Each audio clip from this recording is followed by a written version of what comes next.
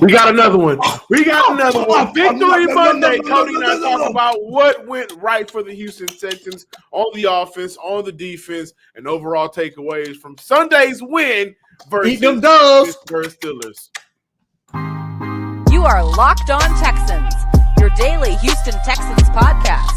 Part of the Locked On Podcast Network, your team every day.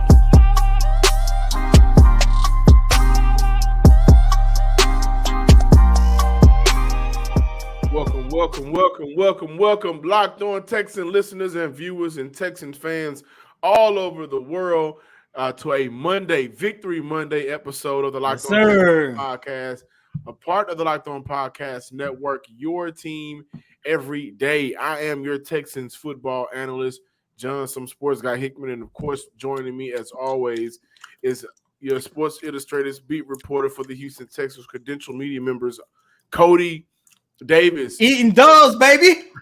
Hey, today's episode is brought to you by LinkedIn. LinkedIn Jobs helps you find the qualified candidates you want to talk to faster. Post your job for free at linkedin.com/lockedonnfl. That's linkedin.com/lockedonnfl to post your job for free. Terms and conditions apply. Today we talk about what went right for the Houston Texans on defense that held a Pittsburgh Steelers team to 6 points, 35 yards, passing yards in the first half. Really made it difficult early on for the Pittsburgh Steelers. But Cody and I opened up with what went right for the Houston Texans on the offensive side of the ball. Another 300-yard day for C.J. Stroud. Another 100-yard day for third-year wide receiver Nico Collins. This offense finally rushed the ball for over 100 yards, led by Dameon Pierce, who was very good for Houston early in the game. And they found a way to be proactive, open the playbook, but they protected their quarterback, Cody. Yes, sir. You talk about what went right for the Houston Texans on the offensive side of the ball. John, just about everything went right for the Houston Texans on the offensive side of the ball. As you mentioned, they finally had an opportunity to get something going in the run game, which, by the way, I wasn't too surprised because the Pittsburgh Steelers, despite having a really solid, a really good defensive front, they came into this game giving up an average of 150 yards on the ground. And the Houston Texans as a whole was able to rush for 139 on 38 carries, which of course marks their best game 4 games into the regular season at rushing the ball. However, John, I'm starting to run out of words. And I know it's early, but I'm starting to run out of words to describe how well C.J. Stroud has started his career. This young man, as you mentioned, another game where he threw for over 306 yards. And John, I'll let you handle all of the technical stuff, the X's and O's of what you see out of C.J. Stroud. But me personally, man, I just see this young man literally take the helm as this team's number one leader. And I say that because, John, this team over the last 2 seasons, there have been moments, there have been games where we watched this team go out there from the very opening drive, and they just look like the effort isn't there. And even when you go back to when the last time the Texans won 2 games in a row, it came in December of 2021. They, of course, beat the Jacksonville Jaguars in Jacksonville. And then they came home and beat the Los Angeles Chargers for that phenomenal game led by Davis Mills and Rex Burkhead, by the way, December 2021, when they won, what was it, like 41-26 or whatever the case might be. It took games like the opposing team having multiple players out due to injuries and COVID in order for the Texans to go out there and give a phenomenal performance like that. But when you take a look at the Texans, especially considering the fact that they went into this game with a weakened offensive line, they went into this game with one of, if not the best pass rusher in the game today in TJ Watt, there were so many questions going into this game on how the Houston Texans can possibly win. And when you take a look at this final score, 30-6, and majority of that goes into CJ Stroud being one of the leaders for this team. And ladies and gentlemen, I'm here to tell you, this young man has not come to this organization with a losing mentality. This young man understands what this organization has went through over the last 2 to 3 seasons, and this young man has taken it upon himself to not only help this organization on the offensive side of the ball with his winning mindset, but also that has carried over to the defensive side of the ball as well. And John, one of the things that I'm starting to notice, it doesn't matter what the Houston Texans have going on throughout the week, when they prepare to go up against their opponents, because they have 7 back there under center, they are taking on the belief that they can actually win no matter who the opponent is. And I've been thinking about this for a long time. Y'all deserve to feel special. Y'all deserve to root the Texans on. Like, not winning since 2021, I think it was around Christmas, like that ain't flying from like anybody in this building. I want them to know, like, we find our tails off every day to make sure y'all walk around with Texan gear pride. Like, y'all walk around with that swag that we walk around with when we get a dub. And for me, I take that real personal, because I don't like being bagged on by my teams. Like, when my Lakers lose, I'll be pissed. So, like, I take that stuff real serious, man. And it's up to us to work every day and put the work in. And like you've seen, I mean, the Steelers fan came and they showed out today in our stadium, and we sent them home. And I think our fans felt the energy. Like, man, we ain't playing today, like, from the get go. So I just want to say, man, like, we're gonna keep fighting every day just so y'all can walk around with that swag. I think that's huge, man, for this team. That's something that we want to keep building on. And it's a blessing to be able to be in Houston, like a great town with a lot of stuff to do, great people, Southern hospitality to its finest. And I'm falling in love with the city little by little. So it's a blessing. CJ Stroud was phenomenal against the against the Pittsburgh Steelers for the Houston Texans. I think one of my biggest takeaways for back-to-back weeks, and this is the game where it was more of a adversity for this offensive line. TJ Watt, Alex Highsmith, no sacks allowed. And they gave CJ the amount of time that he needed to hit Nico Collins in stride, to have the opportunities to maybe make some of those bigger plays down the field. For Houston offensively, they averaged nearly 19 yards per catch, and they had 5 plays of 20 or more yards. That's an element to this offense Houston hasn't had a lot of consistency of in the past couple of seasons. And so you're looking at things like that because this offensive line had the time to do so. I like what Bobby Sloag did in his approach to giving CJ Stroud some time, getting his tight ends lined up on the side of TJ Watt. So now TJ Watt has to line up wide instead of having an opportunity to be closer to the quarterback. Now he has to go a little bit further to get to CJ Stroud, having that tight end right there blocked down with that tackle. So giving that quarterback time, finding creative ways to allow him the opportunity to beat this team between the 15 and 20-yard mark. Houston made big plays throughout the day, and this is an opportunity for me to go back and look and say, hey, Dameon Pierce played a hell of a football game for Houston. Started off really good up front from the offensive line, giving him a push, but he was just very active on the ground early and got involved in the passing game. When I'm looking at this team offensively, I saw a couple of things. Again, this goes back to our very first kind of comment of the wide receiver group at the beginning of the year. Every week, there's going to be somebody different. Like last week, Tank Dell was the lead man. This week, I think we could finally say Nico Collins had his official breakout game. He had 100 early in the year, right? A couple of games ago.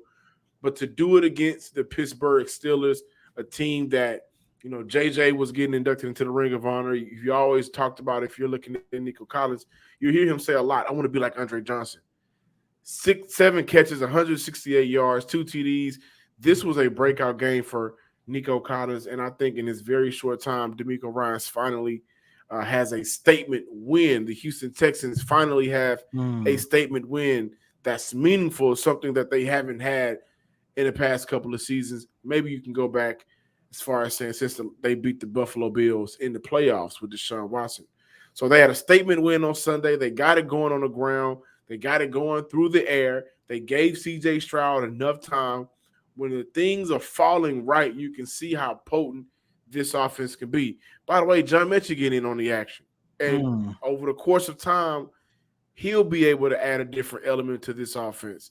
Dalton Schultz getting in on the action. You're seeing the running back pass it for the touchdown. You're seeing the creative offense come together for Bobby Slowick, who, again, I thought called a very good game, and he had the opportunity to do so because of the time up front your line was giving, because of the effectiveness early on from the ground game from not only Dameon Pierce, but C.J. Stroud not being scared to tuck and run it.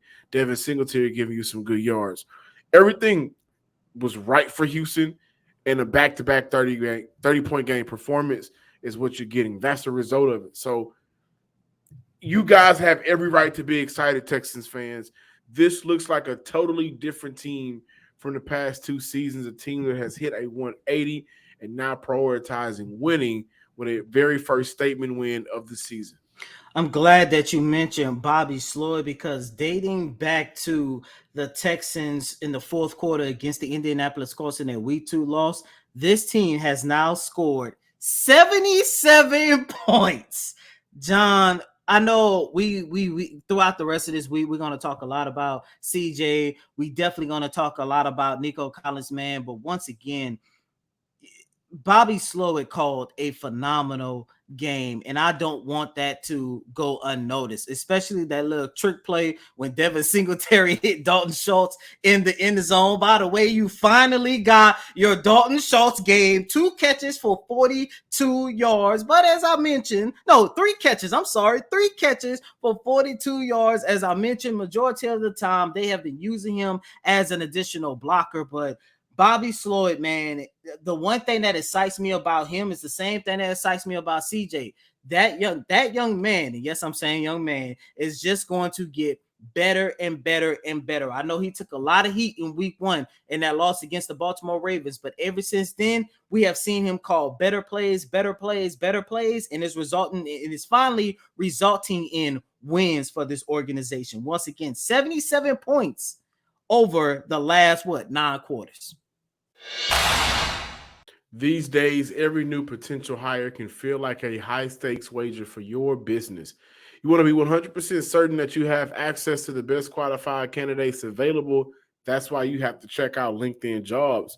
LinkedIn Jobs helps you find the right people for your team faster and for free. Add your job online, then add the hashtag purple hiring frame to your LinkedIn profile to spread the word that you're hiring. Simple tools like screening questions, make it easy to focus on candidates with just the right skills and experience, so you can quickly prioritize who you like to interview and hire. It's why small businesses rate LinkedIn Jobs #1 in delivering quality hires versus leading competitors. So make sure you check it out. LinkedIn Jobs helps you find the qualified candidates you want to talk to faster. Post your job for free at linkedin.com/lockedonnfl. That's linkedin.com/lockedonnfl to post your job for free. Welcome back in, ladies and gentlemen, to this Victory Monday installment of Locked On Texans. As John and myself, we continue to break down, recap, give our thoughts on the Texans' 30-6 victory against the Pittsburgh Steelers. John, as excited as I am to see the Texans put 30 on the Pittsburgh Steelers, I think I'm more impressed and more excited to see how well this defense played. Now, let me preface my statement first by saying this. All last week, I know I came on this show and I said, you know what? I can see the Texans winning this game because the Steelers offense it's not that good. You know, they was averaging under 20 points coming into this game. Kenny Pickett he has took a 180 ever since the regular season started. By the way, speedy recovery to him. He went down with a knee injury. I believe it was during the fourth quarter of this game. So speedy recovery to him. But, you know, nothing on the Steelers offense scared me. However, this defense showed out, and it was fitting that they showed out on the day that you inducted J.J. Watt into the Ring of Honor. To understand how well this defense played, the Steelers did not get into the Texans' territory until 3 to 4 minutes into the third quarter. They had only given up, what was it, like 52 to 53 yards in the first half. They sacked Kenny Pickett 3 times, led by the new girl dad, John Grenard, who had 2 on the day. But John, listeners and viewers, the biggest thing that excited me about the Texans defense was the play from the second level, how well the linebackers played.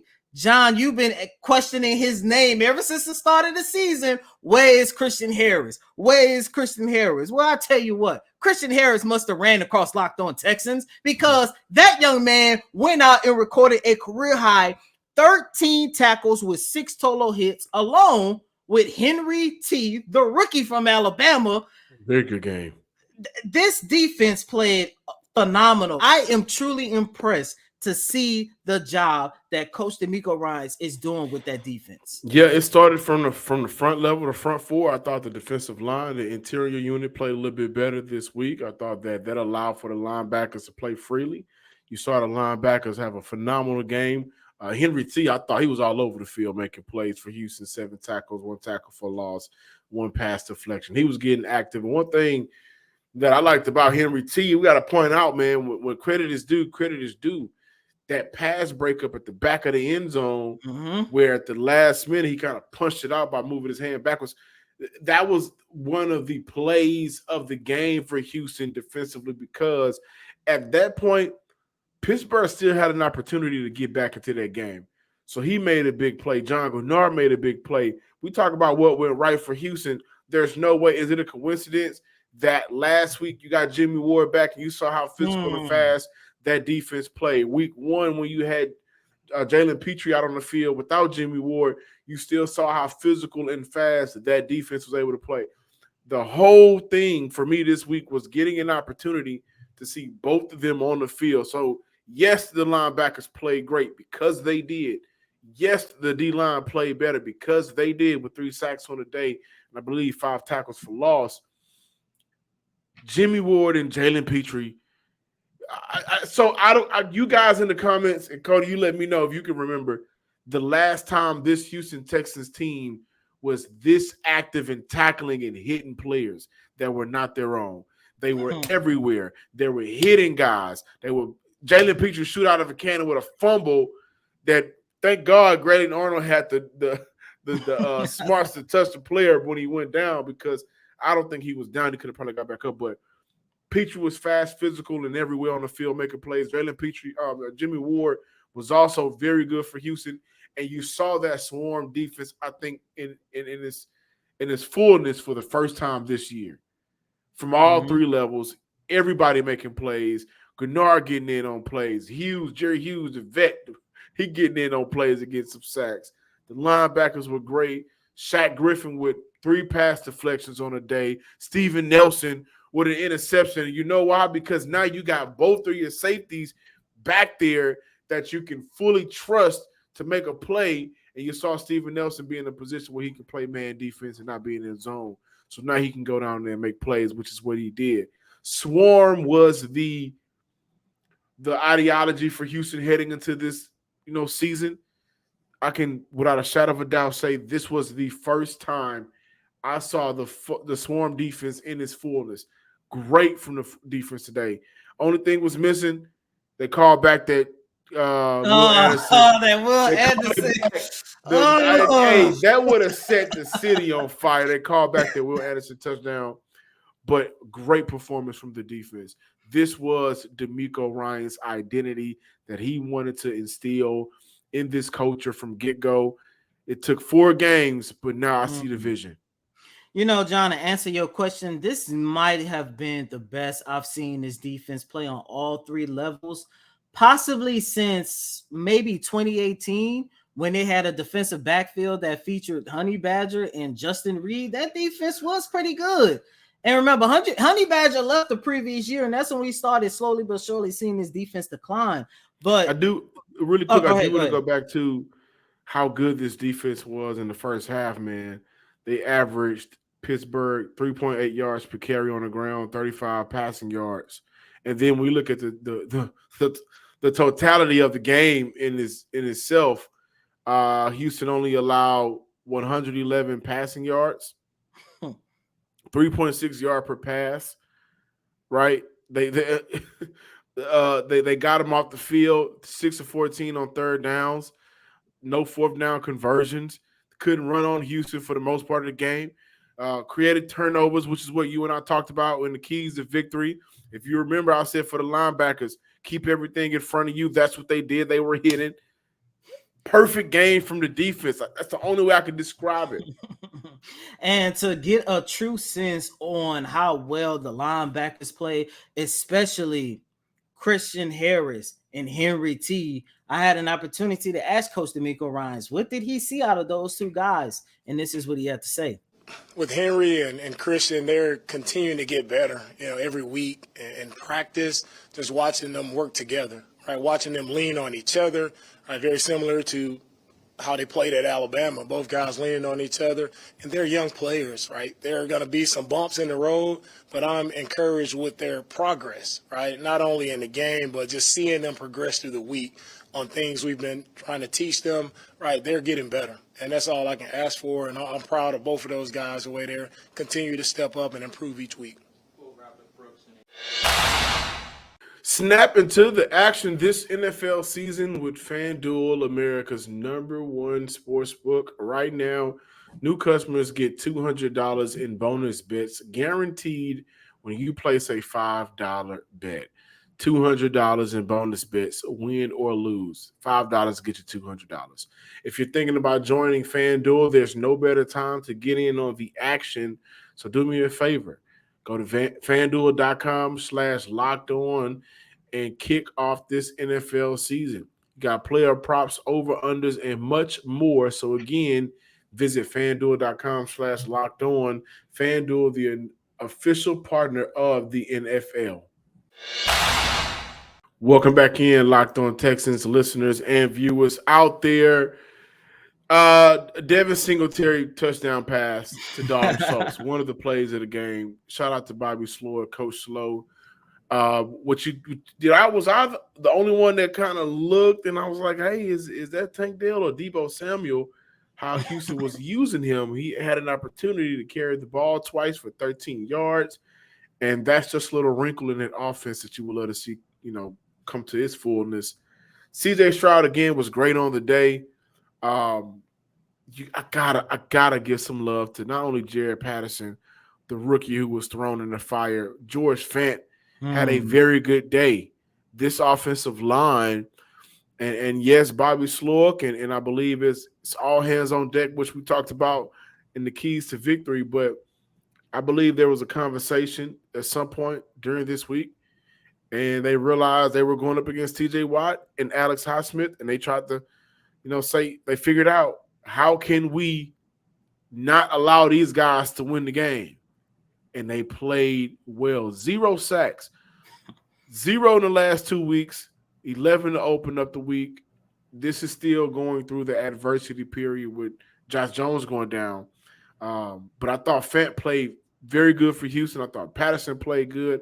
I thought the offensive line overall, outside of Shaq Mason's hiccups early in the game, they played well. I do want to give a special shout out to that offensive line. By the way, Kendrick Green, man, I feel for that young man, bro. That guy was playing his heart out, especially against his former team, a team that kind of just threw him away. And I'm not about to sit here and say that Green was having a Pro Bowl caliber year at left guard or whatever the case might be, but Green literally came in, learned the playbook, and over the last 2 weeks, he was part of the reason why this offense was playing better. And I hate knowing that he went down, I believe, with a knee injury. Hopefully, this is something that's not going to keep him out for an extended period of time. But I just wanted to give a shout out to Kendrick Green, because when you talk about the improvements that we have seen from this offensive line over the last 2 weeks, you cannot do it without mentioning that young man. Also, John, I agree with you. George Fant had, I'm not going to say a phenomenal game, but he had a pretty good game himself, possibly the best of the season. There was a moment in the first half where the protection that he gave, TJ Watt was trying to come in and he literally tried to spin off of George, but George held his own 1-on-1 against arguably the best pass rusher in the game. And I honestly can't remember who CJ connected with, but special shout out to George Fant and that offensive line. By the way, this offensive line is just going to continue to get better because Laramie Tunsil tweeted, "Oh, next week's about to get real fun with the return of Titus Howard." So the Texans 2-2, 4 games into the regular season. They continue to get better and better on both sides of the ball. Now, John, people are really starting to wonder whether or not it's a possibility. Can they win this division? We shall see, but as of right now, things are looking really good for the Houston Texans 4 games into the season. I did love Bobby Slower getting Damian Pierce involved with the screen game. They tried a couple of times, but it really worked.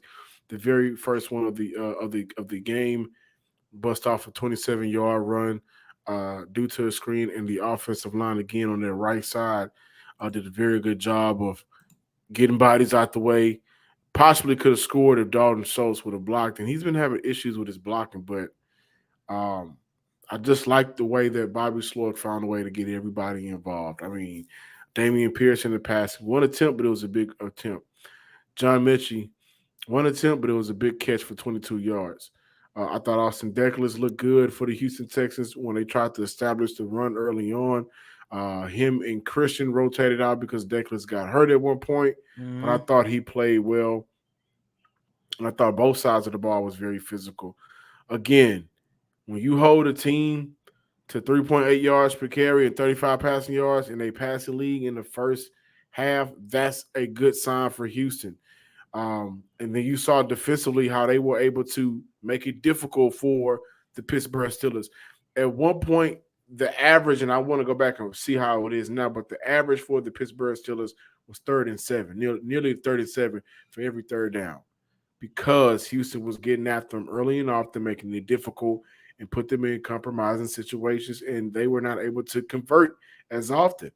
This was a defense that you may say 2018, but I haven't seen this defense, a defense for the Houston Texans, play this fast, this nasty, this disciplined. I didn't see a whole lot of missed tackles today in nearly a decade. You're right. Maybe going back to when it was Tashawn Gibson and Honey Badger, that was a very good backfield for Houston, but you can't front on that addition of Jimmy Ward and him and Jalen Petrie playing today. And one of my unsung heroes was a rookie linebacker, HT. I thought he played very good for Houston. Him and Damian Pierce on both sides of the ball, they played good for Houston. My unsung hero, Christian Harris. That young man made a difference today. He did. Oh, he did.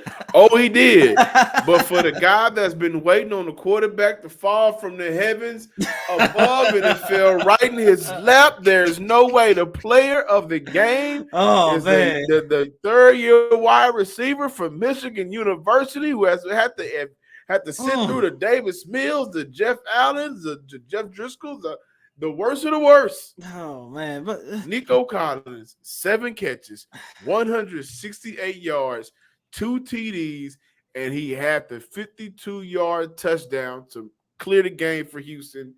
He is my Locked On Texans player of the game. Boy, did he. I think Houston has a 1,000-yard receiver. He is near his career high. He probably surpassed the career high. He probably already passed his career high. Seriously. I think he needs 20 yards. Nico Collins is what the kids call him. Make sure you continue to follow us on Locked On Texans.